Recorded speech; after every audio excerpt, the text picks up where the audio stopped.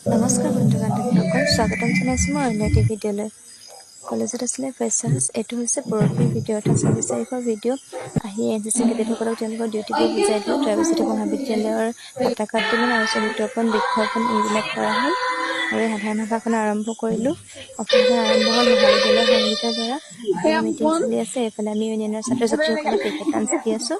তাৰপিছতে সাংস্কৃতিক অনুষ্ঠানৰ আৰম্ভ হৈছে বিহুৰ দ্বাৰা। যিহেতু বিহু হৈছে অসমীয়াৰ আৱেগ, গতিকে সাংস্কৃতিক অনুষ্ঠান বুলি ক'লে বিহুৱে প্ৰথম। তাৰপিছতে NCC কেডেটসকলৰ দ্বাৰা দেশপ্ৰেমমূলক গীতত নৃত্য প্ৰদৰ্শন কৰা হ'ল। ধুনীয়াকৈ তেওঁলোকে নৃত্য প্ৰদৰ্শন কৰিলে। ইয়াৰ পাছতে সকলোৰে আশাৰে বাট চাই থকা সংগীত অনুষ্ঠান।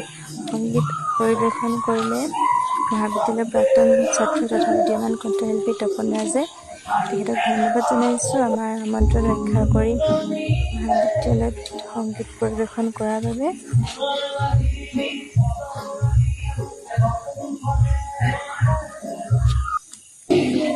তাৰপিছতে এওঁলোক দুজন ৰূপম আৰু অভিজিত নয়ন, এওঁলোক মহাবিদ্যালয়ৰ প্ৰাক্তন ছাত্ৰ তথা উদীয়মান কণ্ঠশিল্পী। খাটি গানটো যিসকলে শুনিছে তেওঁলোকে চিনি পাব নিশ্চয়।